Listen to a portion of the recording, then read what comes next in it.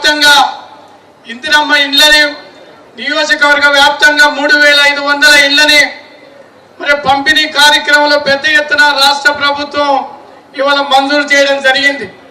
సరే, ముఖ్యంగా గత 10 సంవత్సరాలుగా ఒక్క ఇల్లు కూడా కేటాయించకుండా మరి అనేక రకాలుగా అనేక సందర్భాల్లో ప్రజలు ఇబ్బందుల పడ్డా కూడా 10 సంవత్సరాల కాలంలో డబుల్ బెడ్రూమ్ పేరుతోని కాలయాపన చేసి ఒక్క ఇల్లును కూడా ఇవ్వకున్నటువంటి తరుణంలో 10 సంవత్సరాల తర్వాత ఇక్కడ ప్రజల మద్దతుతోని మరి ప్రజా ప్రభుత్వంగా ఏర్పడ్డటువంటి కాంగ్రెస్ ప్రభుత్వం ఇవాళ నియోజకవర్గానికి 3500 ఇండ్లు మంజూరు చేయడం జరిగింది.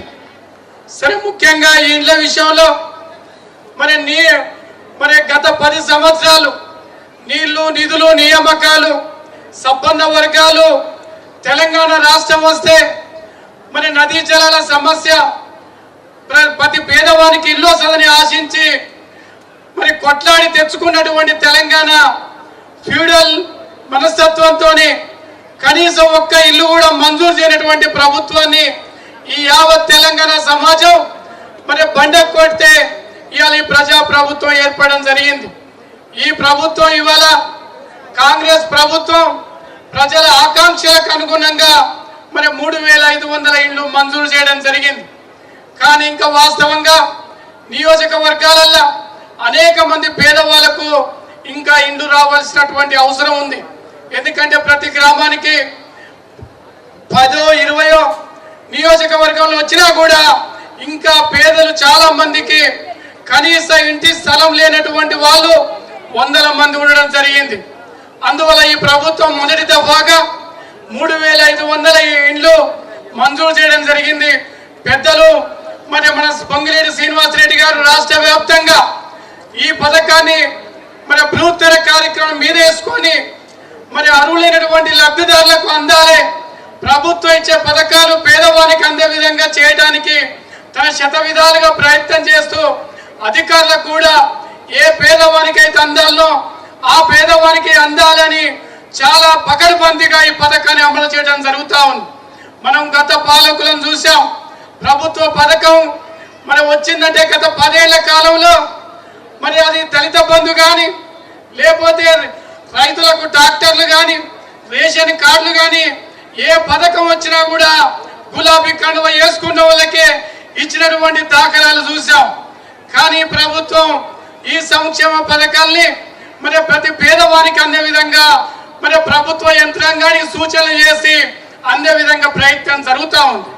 అయినా కూడా మరి అక్కడక్కడ ఇంకా కూడా మరి ఉన్నటువంటి వేసినటువంటి కమిటీల పేరుతోని కొన్ని పొరపాట్లు జరుగుతూ క్షేత్రస్థాయిలో జరుగుతూ ఉంది.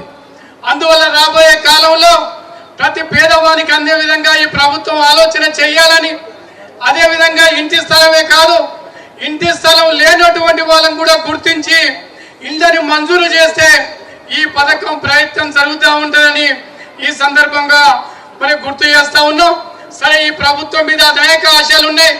ఎందుకంటే గత 10 సంవత్సరాల కాలంలో యావత్ తెలంగాణ సమాజం అంతా కూడా మరి పూర్తిగా మరి వెనుకబడ్డటువంటి మరి రాష్ట్రం మీద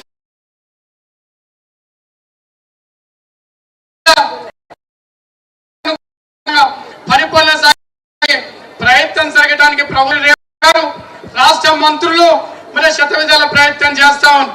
అదేవిధంగా ముఖ్యంగా నల్లగొండ జిల్లా అనగానే దశాబ్దాల తరబడి సాగునీటి ప్రాజెక్ట్ లేక మన ప్రాంతానికి ధర్మారెడ్డి, పిలాయిపల్లి కాలువలు అనేక చిన్న చిన్న ప్రాజెక్టులు కూడా నత్తనడక సాగి సాగునీరు లేనటువంటి నల్లగొండ జిల్లా కూడా ఈ ప్రాజెక్టుల సాధన కోసం మన జిల్లా మంత్రివర్యులు పెద్దలు సుఖేందర్ రెడ్డి గారు, అదేవిధంగా మొత్తం యావత్ రాష్ట్ర ప్రభుత్వం, జిల్లా మంత్రులు, ఎమ్మెల్యేలందరూ కూడా భవిష్యత్తులో మన ఎస్ఎల్బిసి టన్నల్ కానీ, మన డిండి ఎత్తిపోతల పథకం కానీ, లేకపోతే మూసీ పరివార ఇవాళ ప్రక్షాళన కార్యక్రమం కానీ పూర్తి చేసుకుంటే పూర్తిగా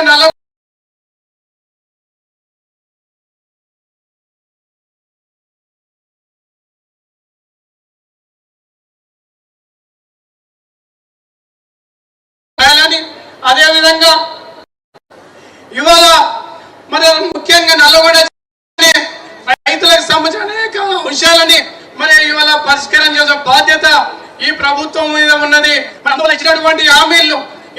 ప్రభుత్వం కూడా వచ్చి 18 నెలల కాలంలో ఇచ్చినటువంటి హామీలను కూడా అమలు చేయడానికి ప్రయత్నం జరగాలని, అటువంటి సంక్షేమ పథకాలని నిరుపేదలకు పేదలకు అందే విధంగా మరి జిల్లా మా ప్రభుత్వ యంత్రాంగం ఆ రకంగా కృషి. ఈ సందర్భంగా నకరికల్ నియోజకవర్గంలో ఇవాళ వేముల వీరేశం గారి నాయకత్వంలో ఇంత పెద్దగా బహిరంగ సభను ఏర్పాటు చేసి మరి ప్రజలందరినీ కూడా సమీకరించినటువంటి గౌరవ శాసనసభ్యులు సోదరుడు వీరేశం గారికి నేను ప్రత్యేకంగా అభినందన తెలియజేస్తూ ముగిస్తున్నాను.